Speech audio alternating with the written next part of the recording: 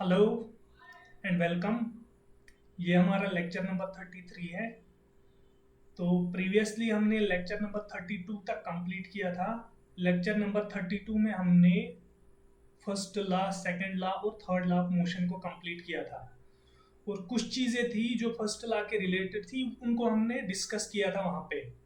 तो आज हम इस वाले क्लास में लेक्चर नंबर 33 में यहाँ पर हम consequences of second law of motion पहले स्टार्ट करेंगे। तो उससे आगे लाइक इम्पल्स एंड बाकी सारी चीज़ें कवर करेंगे। So let us get started. पहला टॉपिक है हमारा आज का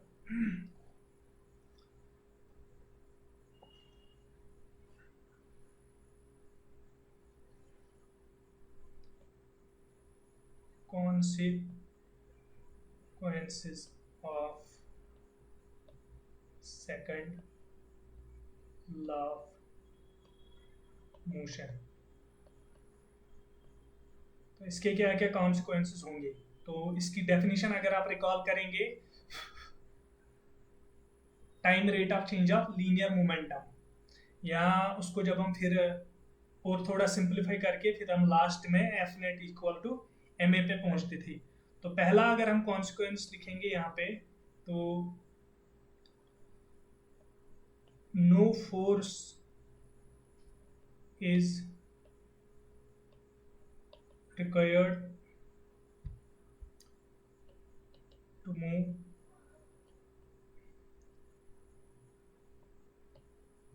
a body uniformly along a straight line। अब इसका मतलब क्या हुआ, अभी हम इसको इक्वेशन के थ्रू समझते हैं। वी हैव, हमें प्रीवियसली ऑलरेडी पता है, F net equal to M A. ठीक है, तो इसको ऐसे ही रखते हैं। लेट अस सपोज हमारे पास जीरो एक्सेलरेशन है। What does it mean? Acceleration zero का मतलब क्या है? Acceleration is equal to zero implies, अगर हम इस तरीके से ए लिखेंगे, a equal to v2 minus v1 upon t2 minus t1। ठीक है, so t2 minus t1 can never be zero. So what does, यहाँ पे क्या पॉसिबिलिटी है? अगर हम यूनिफॉर्म मोशन की बात करेंगे, for uniform motion that means acceleration equal to zero, which implies v2 equal to v1। तो दैट मीन्स कि a हमारा जीरो है। अब अगर हमारे पास a जीरो है तो वी हैव नाउ, और हम इस तरीके से लिख सकते हैं, since f equal to M A, मैं अब शॉर्ट में ही लिख रहा हूं। तो अगर a is equal to zero है, if a equal to zero which implies f equal to zero, that means no force is required, no force is required, लेकिन नेट फोर्स कुछ भी जरूरत नहीं है, जो ऑलरेडी है वहां पे फोर्स उसके साथ वही है, उसके बगैर हमें और कोई फोर्स की जरूरत नहीं है। ठीक है, तो ये हमारा पहला चीज है। या हम यहाँ पे लिख सकते हैं नो नेट या नो एक्सटर्नल फोर्स, मतलब जो उसके साथ फोर्स ऑलरेडी है, बॉडी एक मूव कर रही है, उसके साथ जो फोर्स है वही है, बाहर किसी के फोर्स, बाहर किसी फोर्स की जरूरत नहीं है हमें अप्लाई करने की उस पर, उसको मूव करवाने के लिए। उसके पास जो फोर्स है already, that is sufficient enough to make it move uniformly. ठीक है, अब दूसरा चीज क्या है, इसका अपोजिट है accelerated motion is always due to an external force.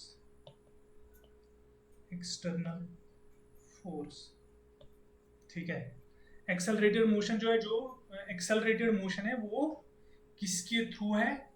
Force के थ्रू है। दैट मीन्स यहाँ पे ऑलरेडी हमने देखा है, यहाँ पर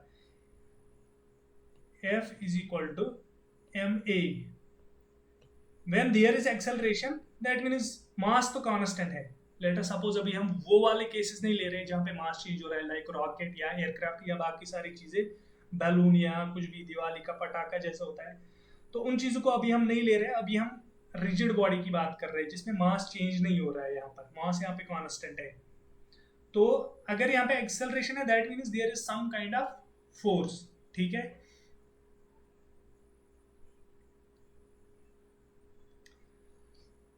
तीसरी चीज क्या मिलती है यहाँ पे इसकी, measurement of force, measurement of force. तो ये भी इसी के थ्रू आता है हमारे पास, क्योंकि because we have F equal to M A, ठीक है। तो हम यहाँ पे क्या लिख सकते हैं, M D V upon D T. तो यहाँ पे अगर हम यूनिट्स देखेंगे तो के जी मीटर पर second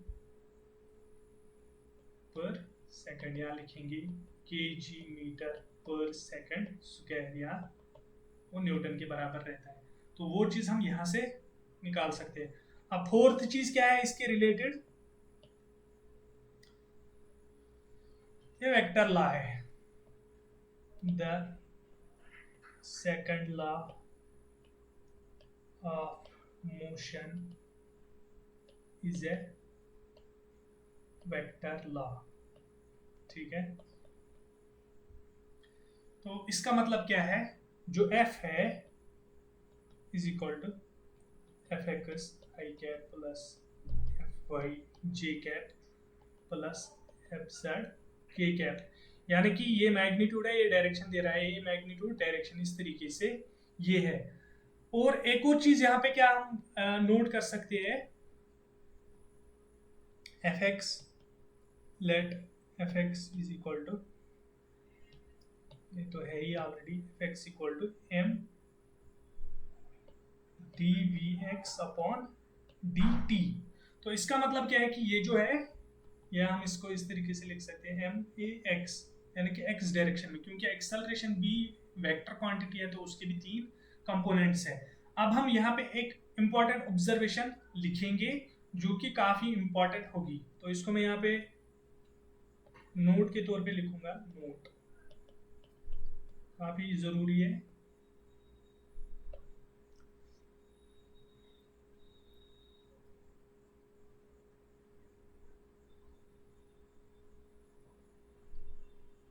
If a force is not parallel to the velocity of the body, to the velocity of the body,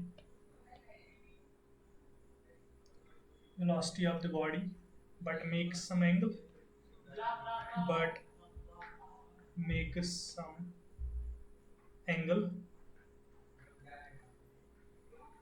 with it,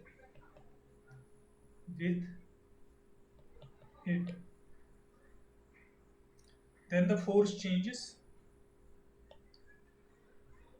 then the force changes only component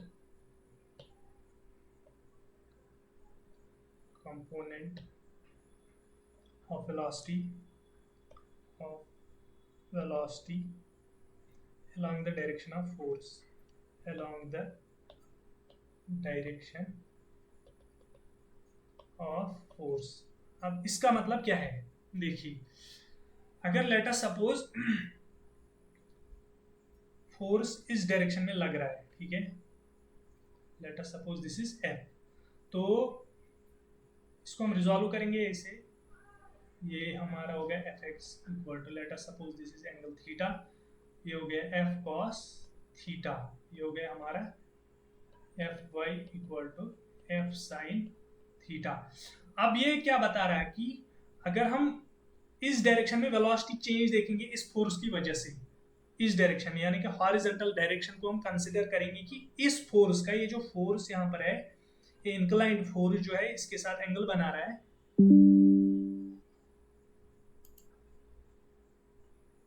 इस फोर्स का इफेक्ट क्या होगा इस direction में,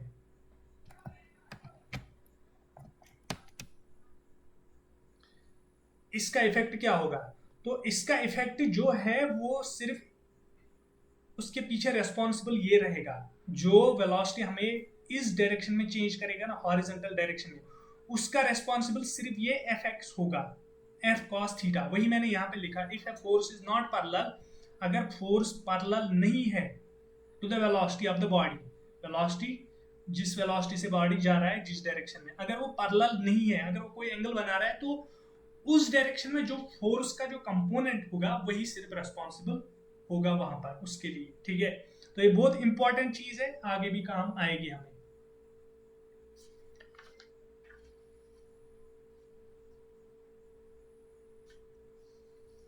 ठीक है, तो ये सबसे इंपॉर्टेंट चीज थी इसमें, जो अभी तक हमने पढ़ा उसमें से सबसे इंपॉर्टेंट चीज ये थी। ठीक है, अगर एग्जाम या एंट्रेंस पॉइंट ऑफ व्यू से देखेंगे तो सबसे इंपॉर्टेंट चीज यही थी इसमें। अब हम इसके बाद एक नेक्स्ट कॉन्सेप्ट पे जाते हैं, इम्पल्स। इम्पल्स क्या होता है? Impulse is a measure of total is a measure of total effect of the force। ठीक है, इसको हम कैसे रिप्रेजेंट करेंगे? I equal to F T, F into T, force into time. तो ये क्या है, मेजर करता है फोर्स की इफेक्ट को, फोर्स कितना इफेक्ट कहाँ पे। फॉर एग्जांपल अगर ऊपर से बॉल गिर रही है नीचे, ठीक है, तो नीचे ये किस तरीके का इफेक्ट क्रिएट करेगा। अब हम देखेंगे इसको एक रियल लाइफ एग्जांपल के थ्रू। अगर आप देखते होंगे क्रिकेट में जब कोई फील्डर होता है, उसको बॉल को कैच करना होता है, वो इस तरीके से नीचे अपने हाथों को लेके चलता है। वो किस लिए? ताकि जो रिएक्शन टाइम जो होता है, रिएक्शन टाइम वो ज्यादा हो जाता है, तो फोर्स का जो इफेक्ट है वो कम पड़ जाता है। ठीक है, उस तरीके से। अब अगर सेकंड चीज इसके मुकाबले देखेंगे, दो चीजें मैं आपको यहाँ पे दो एग्जांपल्स बता रहा हूँ। अगर हम बॉल ऊपर से गिराएंगे या पत्थर, नीचे हमने एक शीशा रखा हुआ है, दूसरी साइड से कोई थर्मोकोल जो मतलब काफी स्मूथ होगा, तो अब अगर दोनों पे ये टूटेगा, गिर पड़ेगा, तो यहाँ पे शीशे को, मिरर जो होगा उसको ब्रेक करेगा। ठीक है, अब अगर दूसरे साइड में देखेंगे, यहाँ पे ये रिएक्शन टाइम जब तक ये डेप्थ तक आएगा तब तक काफी कम हो गया होगा। ठीक है, तो वो चीज यहाँ पे इम्पल्स। तो इसको हम कैसे लिखेंगे फिर? I equal to average force into time.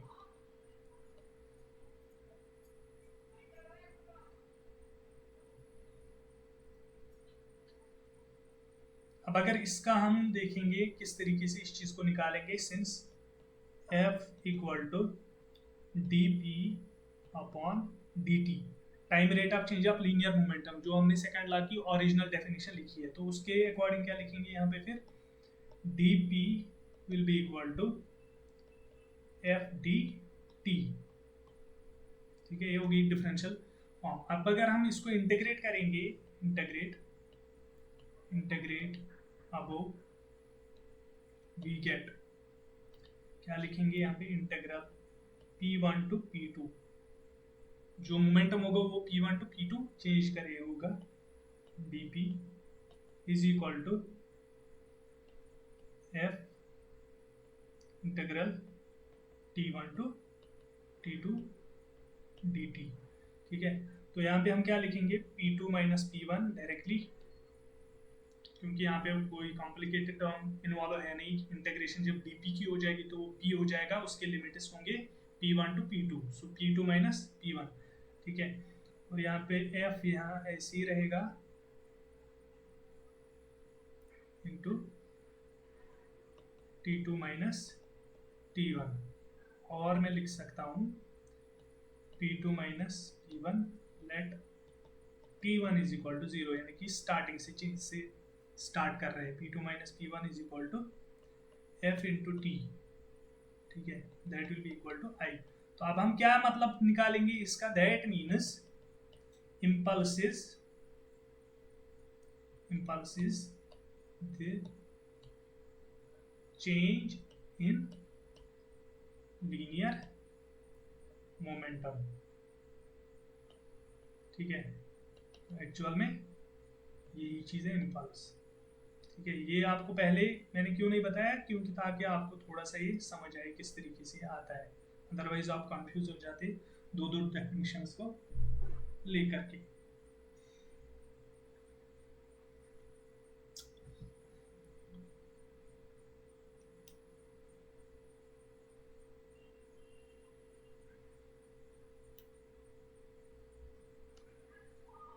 अब हम थोड़ा सा यहाँ पे और इसके साथ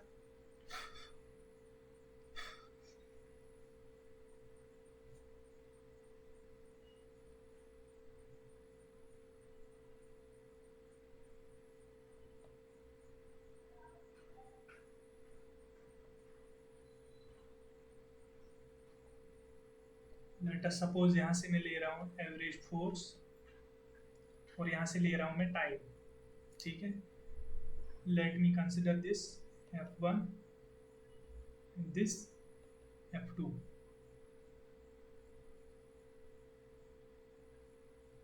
अभी मैं डायरेक्टली बना के आपको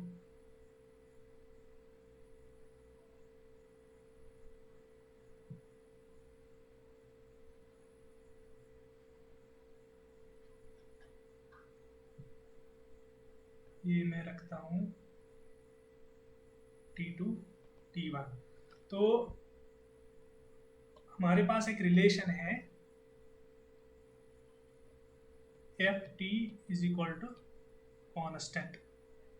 तो हम उसको डायरेक्टली यहाँ पे लिख सकते हैं कि एरिया जो है ना, ये suppose O A B C D E F, हम लिख सकते हैं area O A C B is equal to O T A E, ठीक है। F1 T1 is equal to F2 T2। तो ये कोई उतना ज़्यादा समझने वाला चीज़ है नहीं, मतलब जो ये है,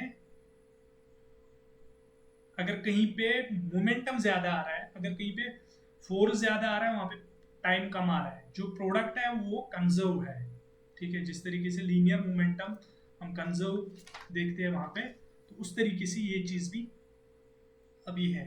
अभी इसकी एप्लीकेशंस देखते हैं, applications of impulse. First application, a cricket player lowers his hands while catching a ball, ठीक है। ऐसे करके नीचे आ रहा है। सेकंड एप्लीकेशन क्या देखेंगे,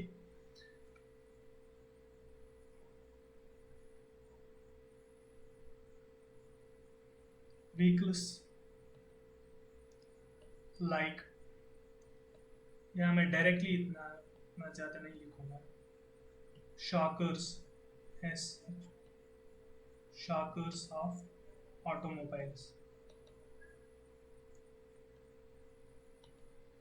वो भी इसी कॉन्सेप्ट पे बेस है, क्योंकि जब वहाँ पे रिएक्शन हो जाता है तो वो आहिस्ते आहिस्ते जाता है, फिर वापस भी उसी पोजीशन में आता है। या थर्ड चीज़ में लिखूंगा, जब कोई ऊपर से छलांग मारता है तो वो क्या करता है, ऊपर की तरफ अपने आप को, ताकि जो रिएक्शन है आहिस्ता आहिस्ता जो वेट है वो कांटेक्ट में आ जाए। When a person falls from a certain height, when a person falls from a certain height,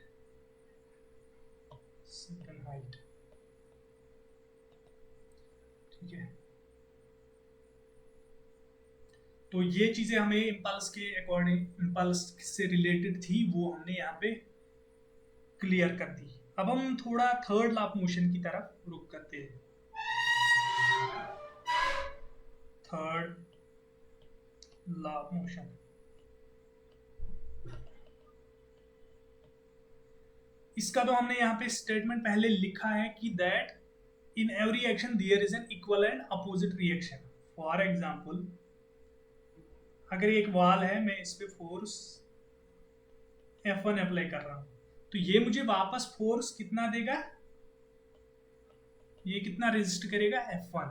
that means जितना मैं यहां से फोर्स दे रहा हूं किसी को, उतना वो वापस दे रहा है। अब दैट इज सेकेंड लॉ को यहाँ पे अगर हम थोड़ा सा और देखेंगे, आप अगर फॉर एग्जाम्पल किसी दीवार को ऐसे पुश करेंगे, तो इट विल, मतलब ये आपको रिएक्शन वापस देता रहेगा अनटिल एंड अनलेस आप उतना फोर्स दोगे कि ये टूट जाएगा। ठीक है, तो वही चीज है कि जो फोर्स है यहाँ पे हम थर्ड लॉ से क्या ऑब्जर्व कर सकते हैं, जो फोर्स है, फोर्स एग्जिस्ट्स इन पेयर्स। फोर्स एग्जिस्ट्स इन पेयर्स। इसका मतलब क्या है, अगर कहीं पे हम पॉजिटिव फोर्स अप्लाई कर रहे हैं तो नेगेटिव वहां पे रिएक्शन आ रहा है। ठीक है, इस तरीके से। और लिख सकता हूं मैं F A B is equal to minus F B A. किस तरीके से, जैसे कि यहाँ पे ये फोर्स सपोज ए है, बी पर फोर्स अप्लाई कर रहा है, तो यहाँ पे एफ बी ए पर अप्लाई फोर्स कर रहा है। अब इसको हम थोड़ा सा अगर इससे देखेंगे, law of conservation of momentum से अगर देखेंगे, जैसे हमने पढ़ा कि law of conservation of momentum, linear momentum जो हमने पढ़ा, तो उससे हमने क्या निकाला था निचोड़, प्रूफ। we know that